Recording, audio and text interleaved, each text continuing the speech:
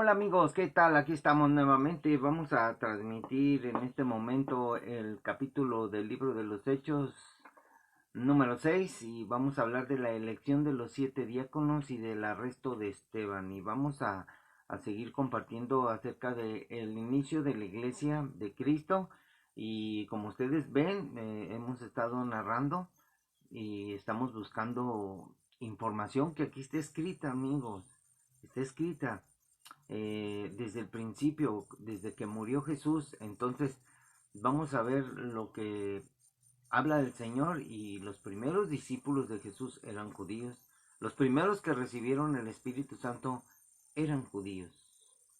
Así es de que la iglesia tuvo una oportunidad de ser llamada, porque vamos a ver lo que pasó cuando ya es trasladado el evangelio hacia los gentiles, porque ahorita estamos leyendo acerca de Pedro, amigos. Pedro estaba ahí dando su discurso y estaba hablándole en Jerusalén. ¿Dónde estaba entonces Pedro? En Jerusalén. Y en Jerusalén estaba hablando a los judíos y estaba en las sinagogas, y los religiosos los llamaban y los persiguieron, los azotaron. Y Pedro y Juan fueron con sus hermanos y fueron y les contaron todas las cosas que les habían acontecido, y estaban gozosos porque habían padecido por el Señor, por lo que habían vivido. Entonces la persecución es un hecho de que es cuando la gente está en contra de ti, cuando la gente este, habla mal de ti, cuando la gente dice cosas. Por ejemplo, Jesús dijo en las bienaventuranzas, miren lo que dijo Jesús, es en Mateo, bienaventurados, dice el Señor dice: gócense y alégrense, porque vuestro galardón es grande en los cielos, porque así persiguieron a los profetas que fueron antes de ustedes. O sea, van a suceder cosas. Bienaventurados son cuando por mi causa os vituperen y os persigan y digan toda clase de mal contra ustedes mintiendo. O sea, diciendo que no es cierto lo que decimos, que por ejemplo estamos hablando de la iglesia en sus inicios y no es cierto lo que dicen, que la iglesia había sido fundada en Cristo. Aquella iglesia que hablamos, donde hablamos de la iglesia tradicional, no fue fundada, fue fundada una iglesia donde Jesús llamaba a la obediencia, a la fe. Entonces, miren lo que dice aquí la elección de los 7 diáconos. En aquellos días, como creciera el número de los discípulos, o sea, crecía la iglesia, crecía el número de los discípulos y no tenían denominación. A ellos les decían que seguían un camino, porque Jesús era el camino, la verdad y la vida, y ellos decían: es que siguen este camino, el camino de Jesús. O sea, seguían a Jesús. Entonces creció el número de los discípulos y hubo murmuración de los griegos contra los hebreos. O sea, hubo murmuración de los griegos que se convertían contra los hebreos, que eran los judíos, de que las viudas de aquellos eran desatendidas en la distribución diaria. Entonces los 12 discípulos convocaron a la multitud de los discípulos. O sea, aquí está hablando que estaban los 12 discípulos, amigos, que los que estaban con Jesús, menos Judas, porque fue agregado porque hicieron una elección y entró el otro discípulo que completara los 12.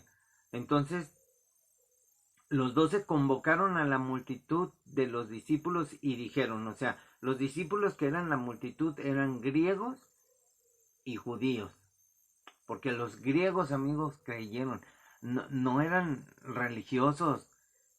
Los griegos creían en otras cosas. No existía la iglesia caótica, la iglesia tradicional que todos conocemos. Entonces dijeron: no es justo que nosotros dejemos la palabra de Dios para servir a las mesas. Busquemos, pues, hermanos, de entre nosotros a 7 varones de buen testimonio, llenos del Espíritu Santo y de sabiduría, a quienes encarguemos de este trabajo, el trabajo de servir a las mesas, amigos. Entonces, busquen, pues, hermanos, de entre ustedes, y buscaron a 7 varones de buen testimonio, y llenos del Espíritu Santo y de sabiduría, a quienes encarguemos este trabajo, y nosotros persistiremos en la oración y en el ministerio de la palabra, en la predicación de la palabra. Agradó la propuesta a toda la multitud y eligieron a Esteban, varón lleno de fe y del Espíritu Santo, a Felipe, a Prócoro, a Nicanor, a Timón, a Parmenas y a Nicolás, prosélito de Antioquía, los cuales presentaron ante los apóstoles y quienes orando les impusieron las manos. Y crecía la palabra del Señor y el número de los discípulos se multiplicaba grandemente en Jerusalén. También muchos de los sacerdotes obedecían a la fe. Amigos, ¿en dónde estaban? Aquí vemos bien claro, estaban en Jerusalén, no estaban en Roma, amigos. No estaban en aquel lugar. Estaban, ahí no había papas, no había nada de eso. Estaban en Jerusalén y estaban los judíos con los griegos. Entonces, crecía la palabra del Señor, o sea, y el número de los discípulos se multiplicaba grandemente en Jerusalén.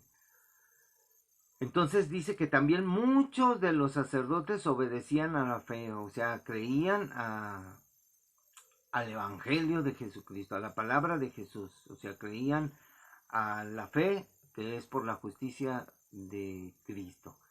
Entonces creyeron que Jesús era el enviado, era el Hijo de Dios, era Dios mismo. Entonces se levantaron unos de la sinagoga llamada de los libertos, o sea, había una sinagoga de judíos que se llamaba de los libertos, y de los de Cirene, de Alejandría, de Cilicia y de Asia, disputando con Esteban. O sea, estaba este grupo de judíos que discutían con Esteban, pero no podían resistir la sabiduría y al espíritu con que hablaba. Entonces sobornaron a unos para que dijesen que le habían oído hablar palabras blasfemas contra Moisés y contra Dios, y soliviantaron al pueblo y a los ancianos y a los escribas, y arremetiendo le arrebataron y lo trajeron al concilio. Ya estaban muy enojados, había una persecución, empezaba la persecución, porque estaban celosos, porque estaban enojados, porque predicaban el camino de Jesús. Ellos no querían dejar sus tradiciones, no querían dejar la ley, no querían recibir el nuevo camino que es por gracia, la salvación por la fe en Jesucristo. Entonces los llevaron ante el concilio y pusieron testigos falsos que decían: este hombre no cesa de hablar palabras blasfemas contra este lugar santo y contra la ley. Fíjense qué mentirosos. Pues le hemos oído decir que ese Jesús de Nazaret destruirá este lugar y cambiará las costumbres que nos dio Moisés. Entonces todos los que estaban sentados en el concilio, al fijar los ojos en Esteban, vieron su rostro como el rostro de un ángel. Imagínense, amigos, ver el rostro de alguien como de un ángel. Así es, amigos. Y quiero decirles que el Evangelio de Jesucristo es la palabra de Jesús, el verbo hecho carne, la palabra de Dios, la palabra de Jesús, el testimonio de Jesús, que seguimos a Jesús porque Él nos ha ofrecido vida eterna, nos ha ofrecido el perdón de nuestros pecados con el derramamiento de su sangre preciosa en la cruz. Y amigos, no hay religión, la verdadera religión es que tú pongas en obra, en obediencia a la palabra de Dios. Porque si no, imagínense, amigos, qué tragedia vivir como religioso, o sea, ir a la iglesia, oír la palabra, salir y decir vamos a echarnos unas copas, mira aquella mujer, mira, ahorita hay mucha perversidad en cada corazón, amigos. Hay tanta perversidad que nosotros no podemos, saber cuánta maldad hay en cada corazón, pero Dios lo sabe todo, amigo. Todo. Así es de que no tienes excusa. No tienes excusa porque vamos a leer un pedacito de esta palabra que es en Romanos.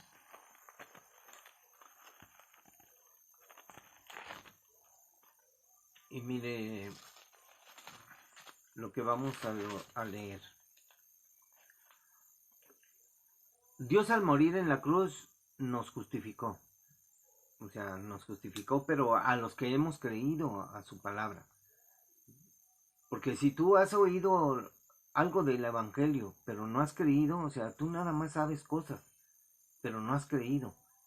Y hay unos que dicen que creen, o sea, creen, pero no están convencidos. Porque siempre se excusan diciendo, o sea, evadiendo la responsabilidad de la salvación, diciendo que la Biblia la escribieron hombres, que la Biblia fue manipulada tal vez, amigos, y la gente cree en cosas absurdas, pero la palabra de Dios no la cree. Así es de que, miren, este es el resultado de la justificación en la cruz para nosotros, los que hemos creído en el Evangelio. Justificados pues por la fe tenemos paz para con Dios por medio de nuestro Señor Jesucristo, por quien también tenemos entrada por la fe a esta gracia en la cual estamos firmes y nos gloriamos en la esperanza de la gloria de Dios. Y no solo esto, sino que también nos gloriamos en las tribulaciones, sabiendo que la tribulación produce paciencia, y la paciencia prueba, y la prueba esperanza, y la esperanza no avergüenza, porque el amor de Dios ha sido derramado en nuestros corazones por el Espíritu Santo que nos fue dado. Porque Cristo, cuando aún éramos débiles, a su tiempo murió por los impíos. ¿Ven lo que dice? A su tiempo murió por los impíos. Se murió por todos los hacedores de maldad, los impíos. Todos éramos impíos.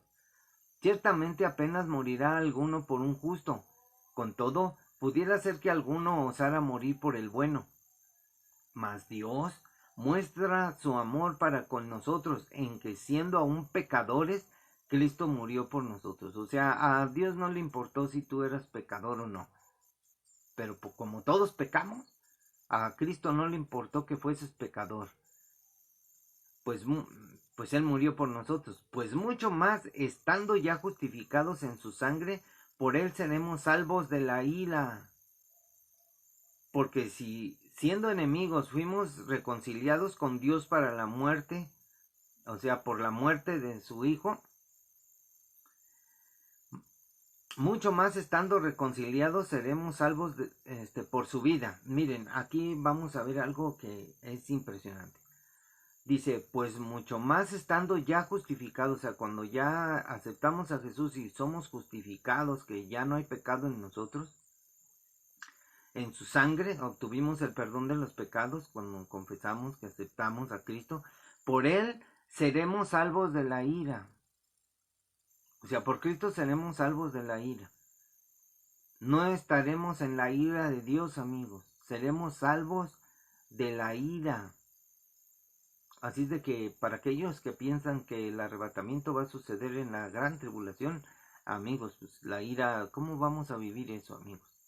Por eso por gracia fuimos salvos, por medio de la fe.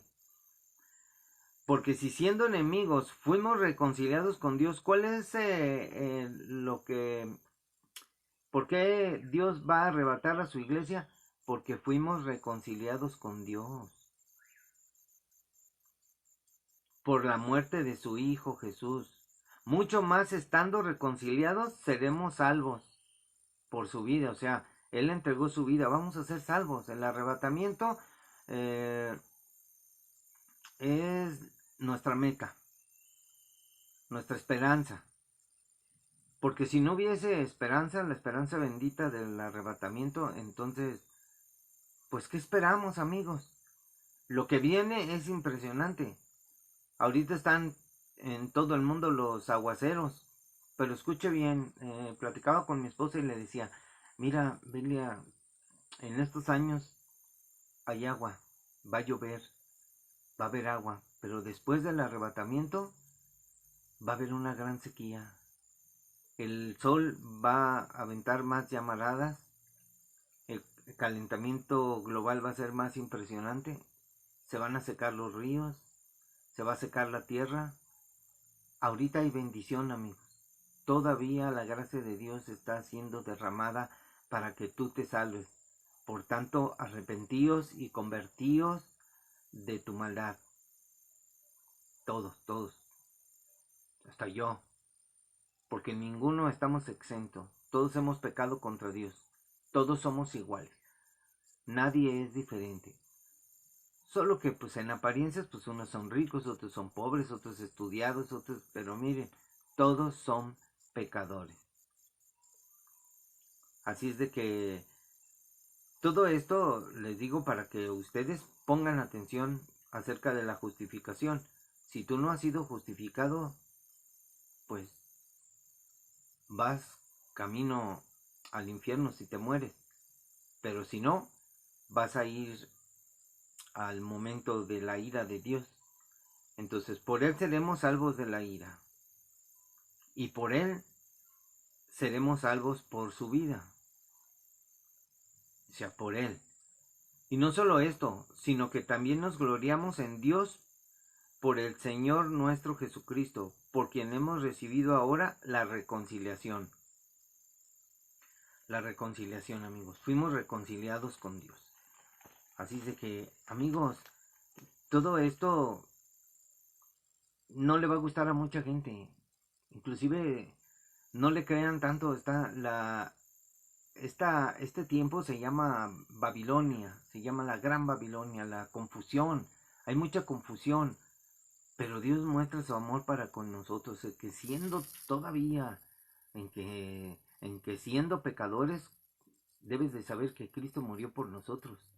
Y que hay un hilito de esperanza, porque cada día se apaga la llama. Un día ya no va a haber predicadores, ya no va a haber salvación. Entonces vas a vivir lo que todos temen.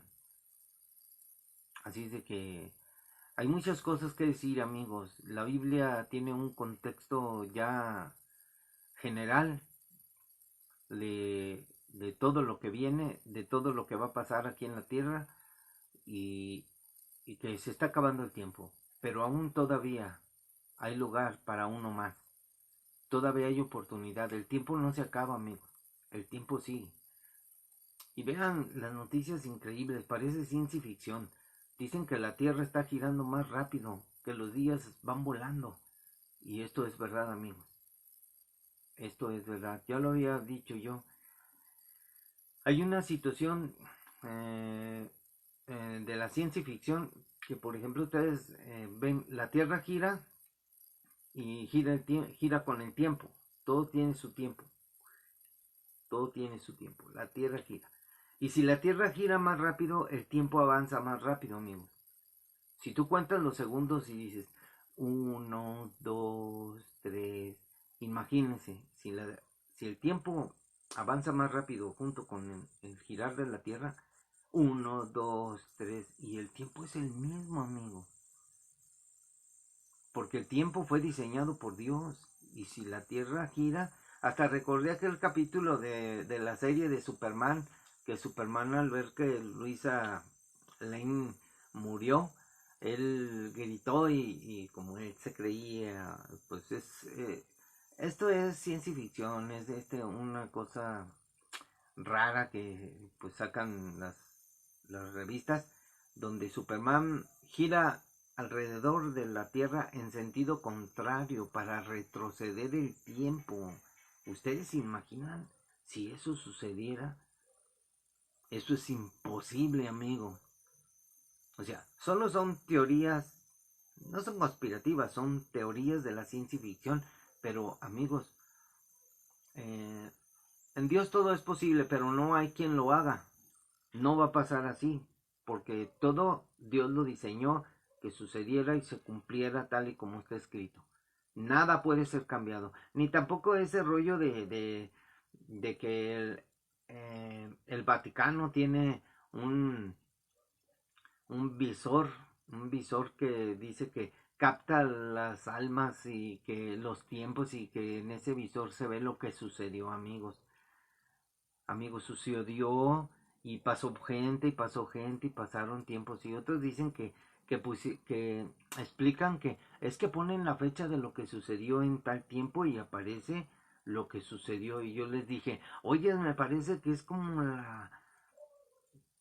la película de Volver al Futuro, que el profesor ahí se sube en el Orion y él pone la fecha a la cual quieren regresar y regresan. Amigos, es ciencia ficción y la quieren hacer así. O sea, el hombre sueña con viajar en el tiempo, pero nosotros soñamos con estar con Cristo en la eternidad. No nos importa si viajamos en el tiempo, en el futuro o al pasado. Amigos, Dios nos muestra el pasado. Aquí en la Biblia nos muestra el presente, nos muestra cómo está actuando la tierra, cómo está actuando cada persona, y nos muestra el futuro. Nos muestra hasta el final del milenio para entrar a la eternidad. Nos muestra que ya pronto viene Cristo, que el arrebatamiento va a suceder el día que menos esperes. Por eso los cristianos debemos de estar preparados siempre esperando la esperanza bendita del arrebatamiento. Porque de esto habla Pablo en todas sus cartas. Pero hay mucha gente que no lo ve, no lo entiende. ¿A qué se refiere Pablo entonces con la esperanza? ¿A qué se refiere Pablo desde Corintio del arrebatamiento, que habla de que los muertos en Cristo resucitarán primero y luego nosotros los que vivimos seremos arrebatados junto con ellos, los que hayamos quedado? En Tesalonicenses también. O sea, ¿qué significa eso? Y todavía Pablo habla acerca de que unos hermanos estaban diciendo que la resurrección ya había sucedido, lo cual no era cierto, todavía no había sucedido. El arrebatamiento es la resurrección, amigos, de los muertos. Pero Pablo agrega que los que estemos vivos en ese momento, cuando sea la resurrección, también seremos transformados, porque Dios se llevará a todos los que están en Cristo. A los que no están en Cristo no se los llevará. O sea, quiere decir que la iglesia de Cristo son los que están en Cristo, en obediencia a su palabra. No son los que son religiosos y creen en un montón de ídolos y creen en sus, ya voy a decir, son teorías, amigos. Hay tantas cosas que dicen, pero no voy a hablar porque eso son blasfemias que dicen muchos hombres que son servidores de Dios, son falsos sacerdotes.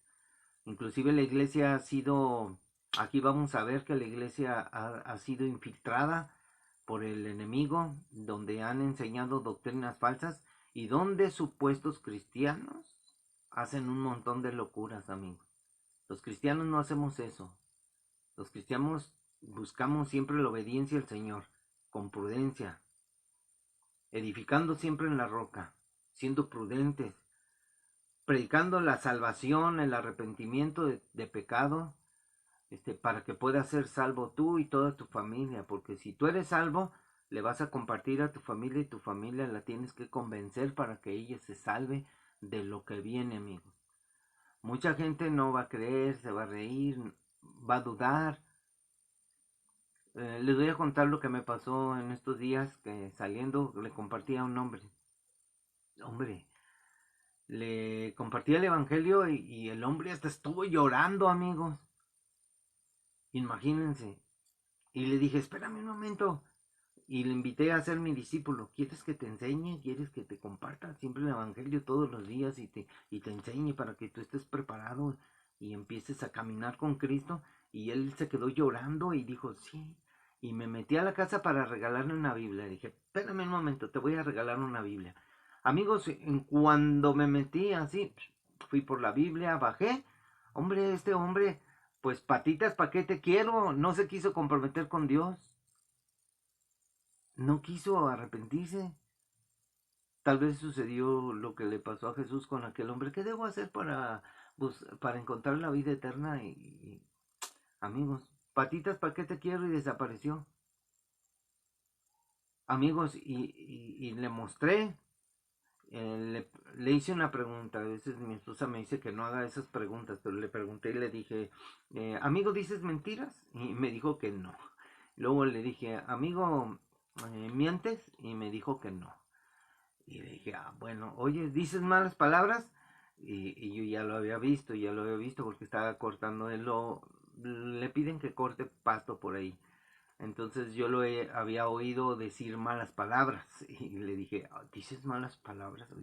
Hoy en día, ¿quién no dice malas palabras? Cuando ya tú te arrepientes, sabes que ya no debes de decir palabras deshonestas, palabras de maledicencia, palabras que dice Jesús, toda palabra ociosa que hablen los hombres dará cuenta en el día del juicio. O sea, tú ya no dices malas palabras.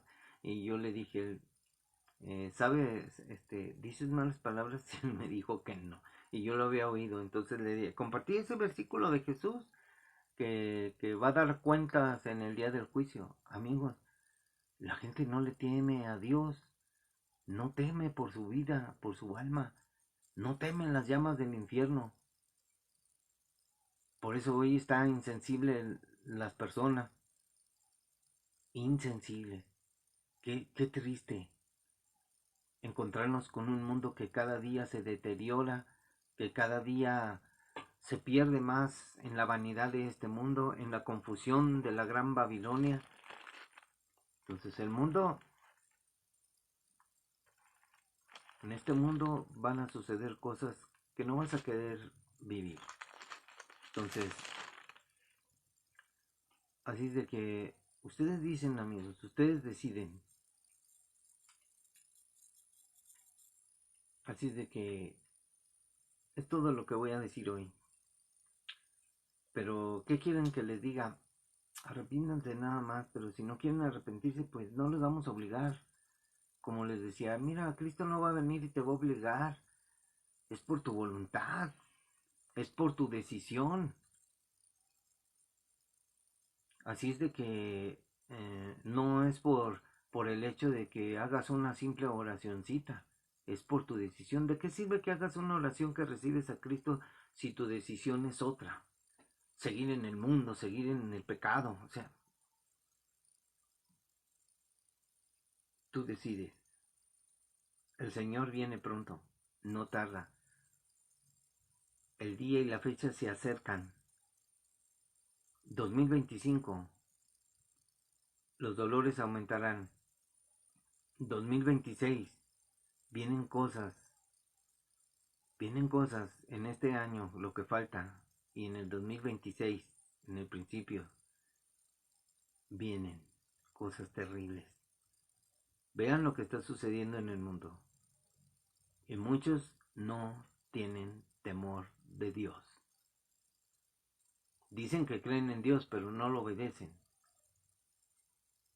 La gente no se detiene para decir, mira lo que están diciendo los cristianos verdaderos. Que hablemos con justicia y con verdad. Que no le digamos a la gente mentiras, que no le hablemos cosas de hombres. Yo voy a predicar la palabra, no voy a predicar lo que yo creo, así, yo creo esto, yo creo que esto, no, voy a predicar la palabra, pero también voy a predicar la profecía, porque es necesario predicar la profecía, porque vienen tiempos angustiosos para el planeta Tierra. Así es de que Jesús nos lo advirtió. Yo no voy a decir algo de mí, como muchos he oído a unos que dicen, no, es que yo profeticé, no, yo profeticé. No, nadie profetiza, todo está profetizado. Tú solamente repites. De que, yo dije que iba a haber un terremoto en tal lado y sucedió.